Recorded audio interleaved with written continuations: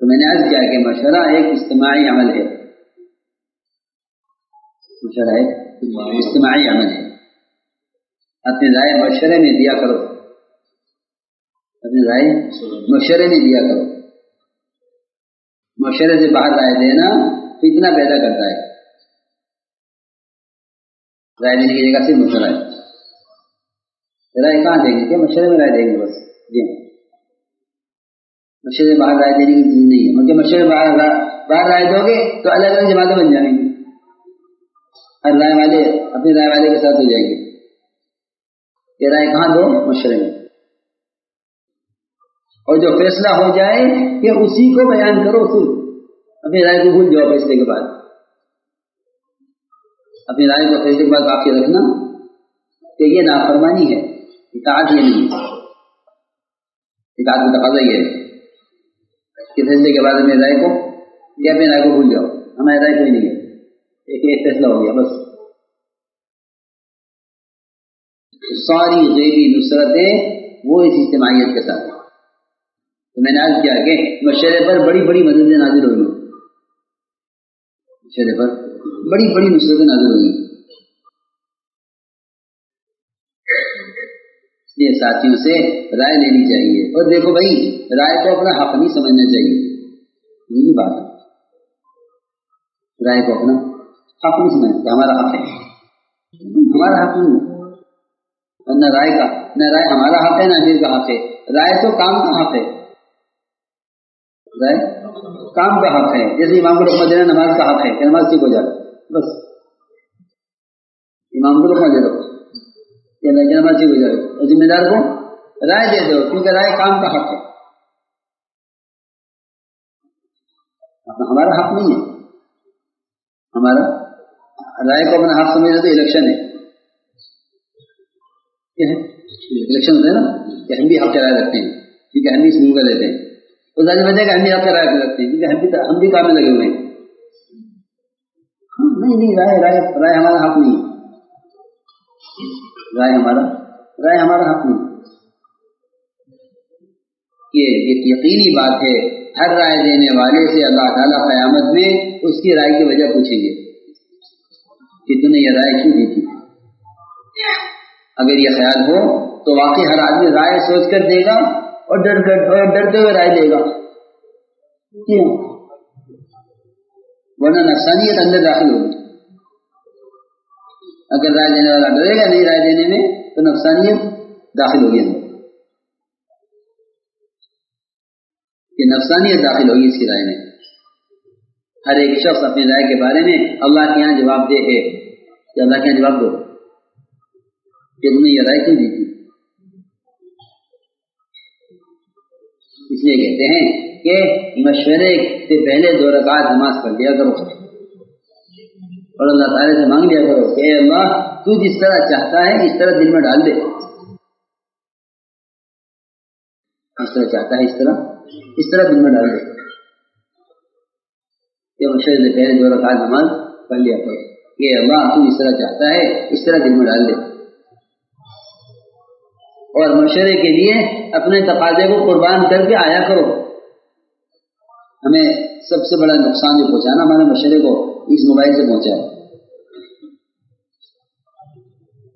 اپنے ماحول سے رائے دیتے ہیں، اپنے ماحول میں سے رائے دیتے ہیں، جہاں بھی ہیں وہاں سے رائے کہ میرے دفتر میں ہوں میں تو نہیں آ سکتا ہے کہ میرا رائے ہے. ہاں میری دکان پر ہوں میرا رائے ہے.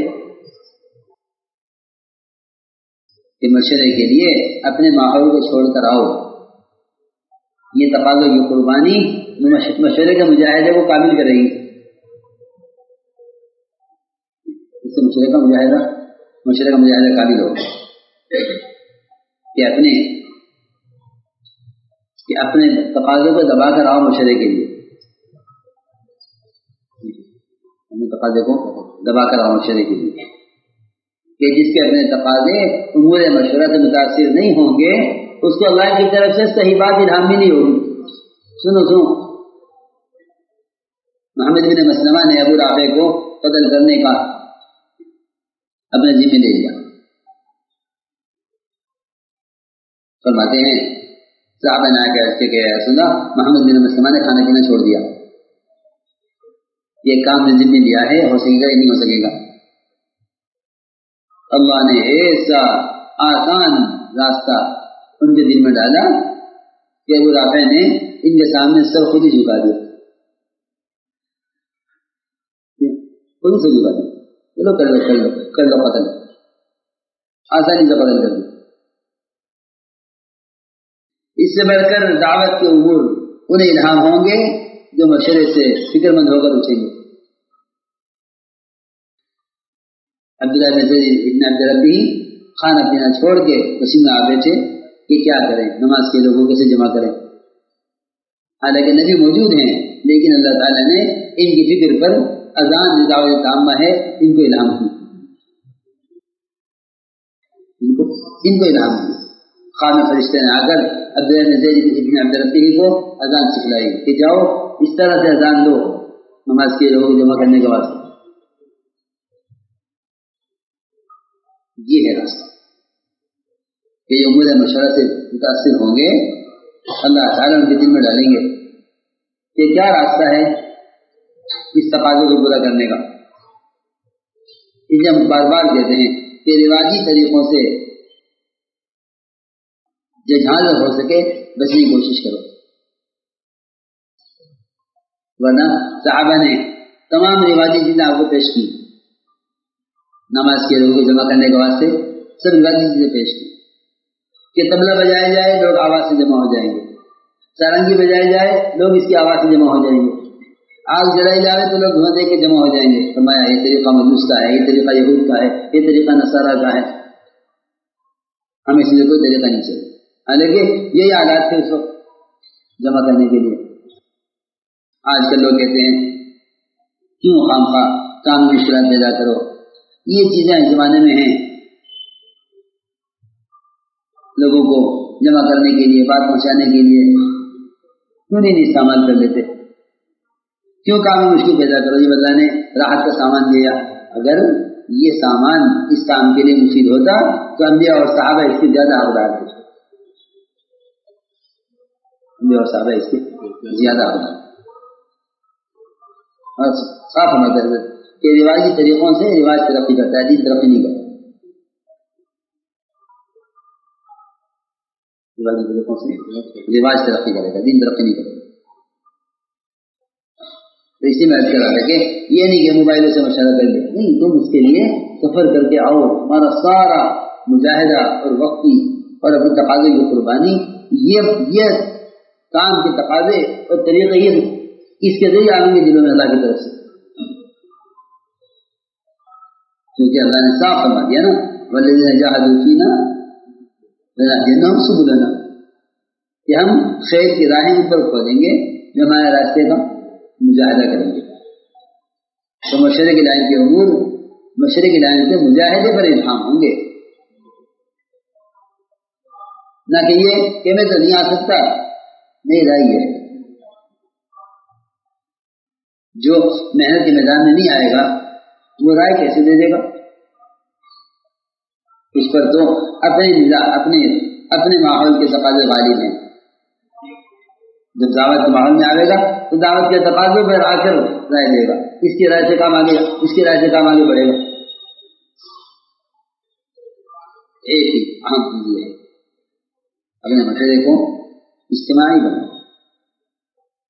مشورے کو اجتماعی بناؤ، یہ سب سے بڑا اجتماعی کام ہے، کیونکہ مشورے کو قرآن نے نماز کے ساتھ بیان کیا ہے۔ مشورے کو نماز کے ساتھ دیکھو تو صحیح کتنی بڑی بات ہے، یہ اس کی اہمیت بتانے کے لیے،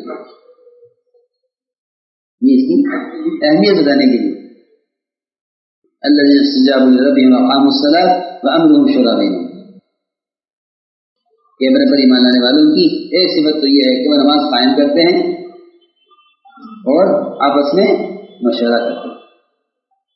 گویا نماز کی طرح اہمیت اور نماز کی طرح مشورے میں اجتماعیت اور نماز کی صفت اور مشورہ ہے کہ ایک تمہارا امام ہے، تم سب اس کے مقتدی، ایک تمہارا فیصل ہے اور تم سب اس کے تابع ہو۔ سب اس کے تابع. یہ ہمارا مشورہ نماز کی صفت پر ہے. اس لیے قرآن میں نماز کے ساتھ زکوٰۃ، جہاد کا، روزے کا کوئی ذکر نہیں ہے. نماز کے ساتھ مشورے کو ذکر کیا ہے. نماز کے ساتھ مشورہ الذین استجابوا لربہم وأقاموا الصلاۃ وأمرهم شورى بینہم. اس لیے میرا عرض یہ تھی کہ اپنے مشورے کو اجتماعی بناؤ، مشورے کو اجتماعی بناؤ. یہ 4 اسباب ہیں آپس کی اجتماعیت کے. نرم ہو کر رہنا اور درگزر کرنا ساتھیوں کے لیے، استغفار کرنا اور ساتھیوں سے مشورہ. یہ 4 کام اجتماعیت کے. یہ 4 کام 4 پہیوں کی طرح ہیں گاڑی کے. ایک گاڑی کا ایک پہیہ بھی ناقص ہو تو گاڑی نہیں چلے گی. ہاں، ایک پہیہ بھی ناقص ہو گاڑی نہیں چلے گی. تو یہ میں نے جو بات عرض کی ہے یہ اس کام کا مزاج ہے.